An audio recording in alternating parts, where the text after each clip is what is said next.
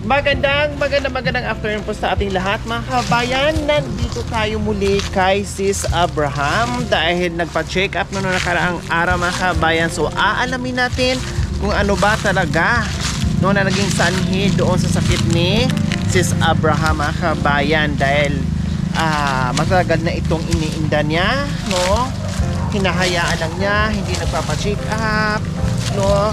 May mga takot. So hindi natin alam mga kabayan na kung bakit hindi kaagad napansin o hindi kaagad napa-check up ni Abraham. Dahil syempre unang-una dyan yung kapos, no? Walang-wala talaga. Mayroon mang kinikita pero mas priority yung pagkain sa araw-araw kaysa doon sa sakit niya. Kaya aalamin natin sa tanghaling ito kung nandiyan ba si Abraham at kung ano ang naging resulta doon sa check-up niya.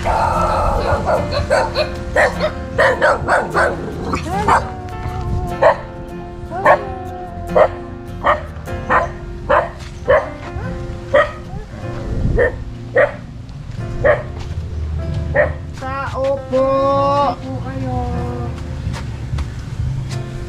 Hello! Magandang tanghali, Lola. Filipina. Oh, tama ako. Sumakto din. Si Sis Abraham. Kumusta, Lola Filipina? Ito po, malakas-lakas na po. Wow! Ang ganda naman ng sagot. Eto, malakas-lakas na. Siguro naibsan ang problema. Dahil, syempre, balitain namin, Sis Abraham, kung ano ang nangyari sa ano natin. Yung check-up nyo. Kumusta? Okay naman po, kaya lang yung isa kailangan pa po magpatingin ulit. Nag-check up na, tapos meron pang titingnan. So anong Yung dugo ko po. titingnan yung dugo? Mataas. So saan daw kayo magpa-check up? Nire-refer kayo? Sa Tarlac po. Sa Tarlac, anong klaseng doktor sa dugo? Sa dugo. So sa specialist, ganon, espesyalista ang pupuntahan nyo. So kailan? Naka-schedule kayo? Papa-schedule pa lang po yun. Pa-schedule pa lang. O kumusta yung ibang check-up natin? Wala naman po, yun lang dugo lang po ang sa problema? Opo. So ano daw ang nangyari? Bakit namanas Baka ka? may infection daw po sa dugo ko. Infection sa dugo. Tapos namanas. Itong parang nagkulay Lumiliit na ng nga po. itim. Tapos bakit nagkanda? Sugat-sugat nakita niya. Opo, kaya rin yun po. So ang magiging ang sabi lang niya is kailangan ilapit natin sa specialist para ma-check yung dugo nyo. Hindi kayo binigyan ng gamot? Ito po. Ang dami nga po eh. Ayan po mga kabayan, ang mga gamot ni Sis Abraham, ang dami po mga kabayan, ang daming gamot. Ayan po, nakita nyo naman, iba-iba. So, isang linggo yan na inuman, Opo. Sis Abraham. Opo. Sige, tuloy-tuloy lang. At nakita ko sa iyo ngayon, medyo sumigla ka. Opo. Hindi ka tulad nung nakaraan na parang lantang gulay ka. Ngayon, ang facial expression mo napakaganda. Yung reaction ng katawan mo napakaganda. Parang maliwalas na tingnan yung mukha mo, yung itsura mo. Hindi ka tulad nung nakaraan na parang ang lungkot-lungkot mo, parang binagsakan ka ng langit at lupa, no, parang wala ng pag-asa. Pero ngayon ang ganda ng ngiti mo, masigla ka. Yan ang magandang reaction, no, na nakikita after ng gamutan. Kaya lang ni-refer kayo na magpa-check up sa dugo nyo. So napansin ko sis yung mga kamay nyo, pakiganon. Ano nangyayari sis? Bakit? Pag nagluluto po kasi ako, napapaso, lumulobo po siya, nagaganyan na po siya.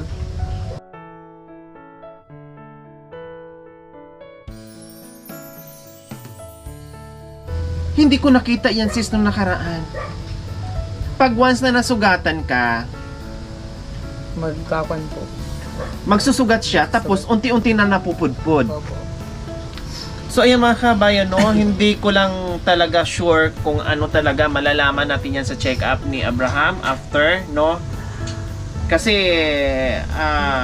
chinek naman, ang problema lang is dugo lang talaga, no? Kaya kailangan pumunta sa espesyalista. Tapos baka mamaya hindi natin alam, no?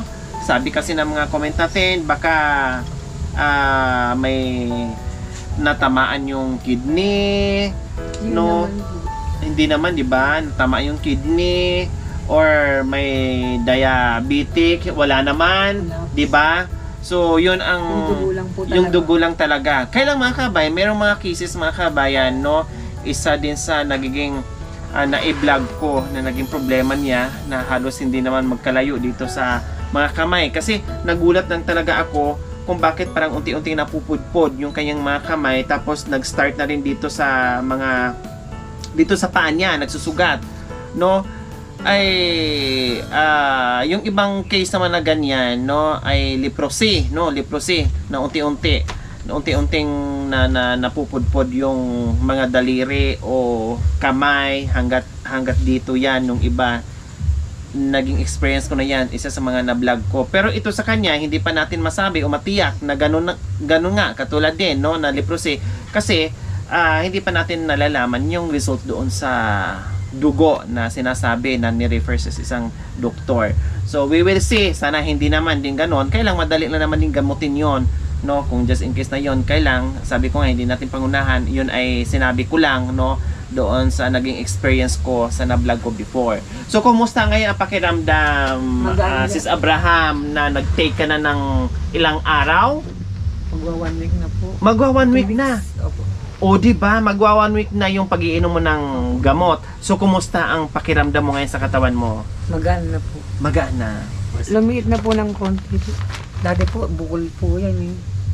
So ayan po mga kabayan, nung una kita ko dito, parang napaka-shiny niya kasi sobrang manas po talaga. Pero ngayon, ayan, parang kumulubot na siya, no, kasi nawala na yung manas at lumiit na. Kumaga humupa na yung manas niya. So ibig sabihin, sabi ko nga sa kanya noon, hindi problema yan, no, madaling gamutin yan, basta uminom na ng gamot, magpa-check up, o hindi tayo nagkamali. Ito nga yung naging resulta na umuki na kaagad. Kaya mahirap po talaga mga kabayan na maging mahirap, no, gusto man natin magpagamot minsan, gusto tayong kumilos minsan, pero wala tayong magawa kasi iisipin natin, pera, pamasahe pa lang, papunta sa doktor, isipin mo na pag pumunta ka sa hospital, pera ka agad kasi resitahan ka, ganito, laboratory, ganito, ganyan, etc. etc. Maraming ganyan. So pag yung tama lang yung buhay, nasakto lang talaga yung kinikita, yung para lang talaga sa pagkain, talagang wala.